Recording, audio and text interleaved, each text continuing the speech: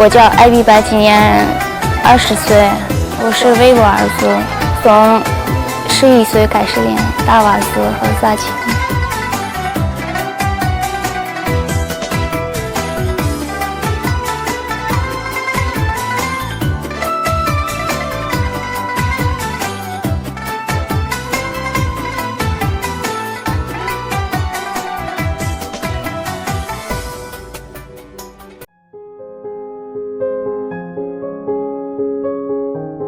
我来的时候什么都不会，先学了基本功、软功、翻跟斗，练了4年，学会了萨奇、走钢丝。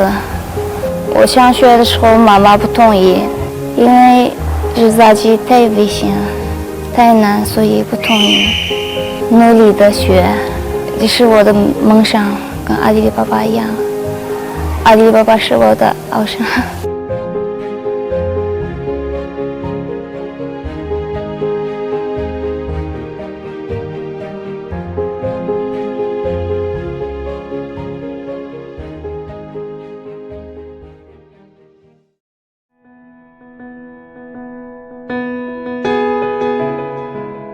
13岁的时候不想学，想回家，太辛苦了，太苦了，太难了。那时候我天天哭，后来我妈妈说练了就要坚持，老师也觉得我很不错，大家的鼓励下我就坚持下来。12岁嘛，13岁的时候，那个公园，21米，阿迪的爸爸，鼓励我，你是最棒的，加油！这样是我就不害怕。以前是害怕，现在已经习惯了，不害怕。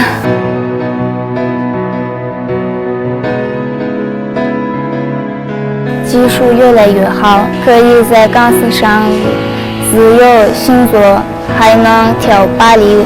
还能全职高跟鞋走钢丝。后来我还学会了配绳，老师就带着我参加各种比赛，参加了新疆民族运动会，获得了1等奖。后来获得了中国达人秀，拿到了1等奖，还有参加了出赛中国人，拿到了特等奖。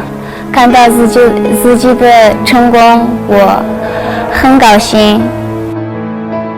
不训练的时候可以打游戏、逛巴扎、跳舞、看电影呀。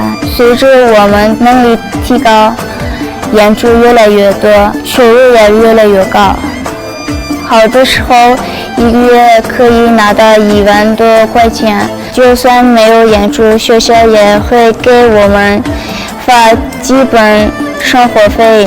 现在我的收入很满意。